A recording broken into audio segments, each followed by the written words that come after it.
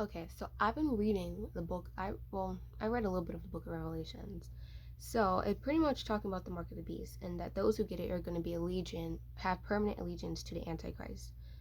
And that whenever you receive it, you're going to have eternal damnation, and you're going to get severe physical plagues.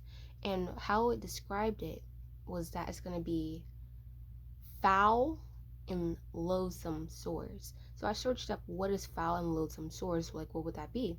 So it's pretty much like they're rotting, like it's like rotting sores on them. And since it says foul and loathsome, like the Bible wouldn't use those to describe something if it didn't mean all of it. So they're probably gonna smell like they're rotting, like they're dead and they're walking. Like that's what they're gonna sound, that's what they're gonna smell like, and they're gonna look like their skin is gonna look like they're a rotting human being. And then it says those that without the mark they can't buy or sell. So everyone else who did not get the mark of the beast, you're gonna be excluded from society. So like just how the world's all about money and all this stuff, everything. Just that's why Jesus told us to not be a part of the world, because if you're like a part of the world, you're gonna give in to all this stuff, because you're gonna be like, oh my gosh, I can't eat if I can't get this. If I don't get this mark, I'm not gonna be able to eat. I'm not gonna be able to sell. If I have a business, I'm not gonna be able to do all these things. And that's why Jesus wants us to not care about the things of this world, not care about food, not care about food and water and all that stuff. Because like at some point as Christians, we're gonna have to be put in.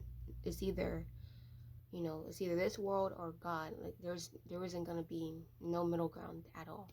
Because like if you get the mark of the beast, because they're not gonna say, hey, this is the mark of the beast. If you get it, you're gonna go to like fire. No, they're gonna put it out in the way to where it's like, oh, okay, well I need this in order to survive and be in society. Like they're probably gonna freeze your bank accounts um until you are a part of that world. And so everyone who don't have it are going to be excluded from society, and they're going to be hunted down.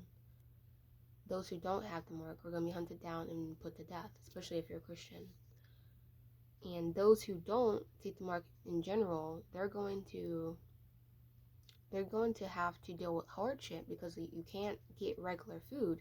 So you're going to have to be out in the wilderness trying to survive, because if you can't buy or sell, you're not going to have a house, you're not going to have a car, you're not going to have anything else that everybody else in the world is going to have.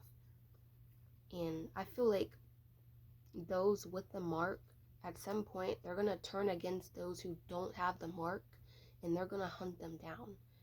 And I don't know if it's going to be to the point where those people are going to be like, oh, I can't do this anymore. I can't run out into the wilderness fleeing from these demonic beings or starving out here. I need to come back into the world. So I feel like they're going to try to starve people out in order to get them to get the mark of the beast. It just makes sense to me. Um, like if you just try and get into the mind of like what you would do if you was in, as if you were that person, you would starve those people out, because if you want as many people to worship you as possible, and it's either they take this mark or they die, you're gonna starve them out until they're to the point where it's like, I can't take it being out here by myself, fleeing from beings and not having food and water, are able to buy stuff, because people are going to miss having a warm bed to sleep in. They're going to miss being able to have a warm meal, a hot shower. So what make you think that they're not going to starve you out there? And then you're going to come to a point where it's just like, okay, I'm going to come here, and then they're going to try to get back into the world so that they can have warm beds and that. But once you take the mark, you're going to have an eternal state in hell. In the lake of fire. But yeah, so it says that in those days people will seek death, and they shall not find it. So it's like they have like a weird twisted form of immortality. Just like how, I don't know. It's pretty much like, okay, whatever. Just you can't die. Like they're not going to be able to die. So then what's going to happen? Like they're going to seek death, but they're not going to be able to die. And they'll flee from them. So, and then also whenever it talks about the whole rotting and all that, it just sounds like zombies, like what you would see in like a zombie movie. Like they're people who look dead, but they're not dead, they're alive. And since it's the mark of the beast, how does a beast act? It's gonna act predatory. It's gonna act like it's, so that's how I feel like it's going to happen. And since Antichrist is evil, what make you think that they're not gonna have, what make you think that these aren't gonna be real? Like they're not gonna be like zombies, or at least like demonic beings? Because like whenever they put the mark of the beast in you, it's going to enhance your DNA. It's going to change your DNA. You're not going to have a normal human appetite. You're not going to have a normal human, like, oh, I love people. Like, you're going to be different. You're going to be hardened. You're going to be everything that God is against. Like, it's going to be just like Nephilim. Like, the Nephilim were these hybrid beings. And after a while, they didn't want to just eat human animals. They turned to eating human beings. And yeah, that's just how they were. They was an abomination, something that God never tended to be created, so he'd had to destroy them. And since Jesus said it's going to be like the days of Noah, they were around that time, because that's why God sent the flood, because there were sinful people doing horrible things, and there was these demonic creatures that's just eating and destroying his creation. So that's the stuff that's going to happen. Like there's going to be something like that. And then around this time, people are going to be being tormented by demons, because like God, when Jesus comes back, and he's going to take the Holy Spirit with him. He's going to take his spirit. It says his spirit is going to be removed, because it says that they're going to move the person that is holding the Antichrist back, or holding the man of lawlessness back, which is the Antichrist. So that's the only one holding everything in order is God. The only one that's holding like the kingdoms of darkness, just ruling and destroying everything and every person, is literally God. Like God is keeping it like that. But when Jesus comes back, he's going to take that back, and then tribulation is going to start.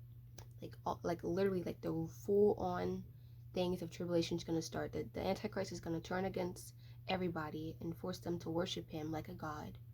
The whole world, not just America, the whole world.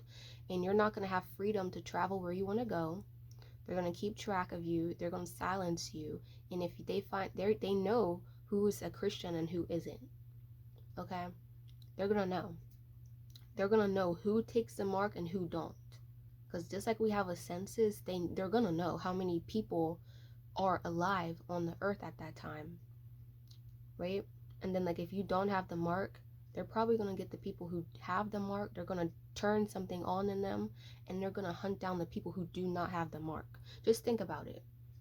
Like, I like to try and think of in that kind of perspective. Like, you don't want to get into the mind of like an evil person. Of course you don't want to.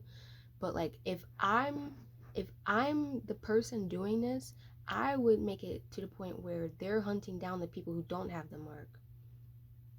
Like I don't know. It just made sense to me that that's something that they would do.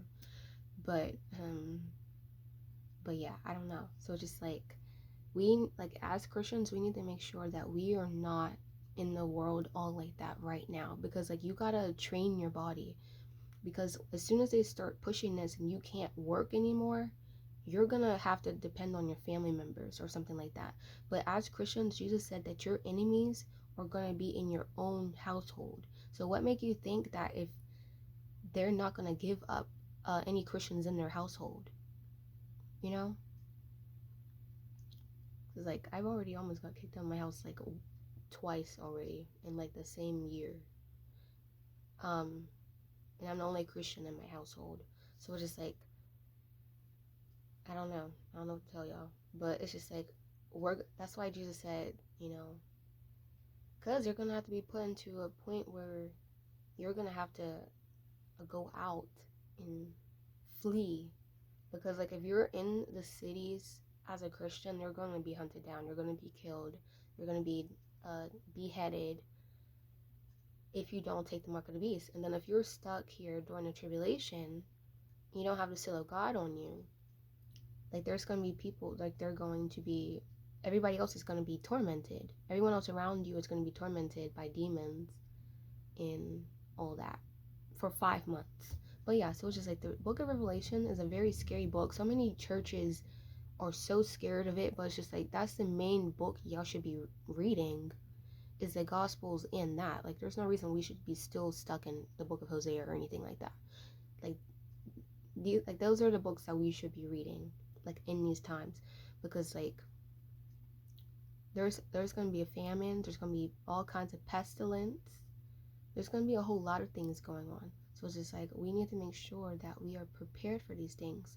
We gotta make sure that we're used to not eating for a while, like in like fasting, because like there's gonna come a time where like, you know, we're not gonna be able to eat all the time as Christians. Like if we're just like, okay, I'm for Jesus, this is what I want, you know, you're gonna have to give up this world. And that means that if, because it's gonna come to a point where, you know, the devil's gonna be like, is gonna starve out those who don't want anything to do with the world that he has. Like he's gonna have the Antichrist under the rule of the world, right? So those who aren't in allegiance to him, they're gonna be separated, and they're not gonna be able to eat and have nice warm beds that everybody else is gonna have that are in the world, and they're not gonna have the luxuries that the devil is trying to give people who are gonna be in the world, and it's gonna be out like that to the point where everyone's gonna be like, wow, this is so cool. Like what, like how it's gonna be is like people are gonna, like, you're gonna notice like everyone's gonna be so like happy about it. Some people, even some people who aren't Christian are gonna be like, no, I don't want this is weird, this is weird, like I don't want nothing in my head or in my arm, I don't need to move something with my mind, like I'm not into that stuff. So those people are gonna be the ones who are gonna be put to death with Christians. But that's that.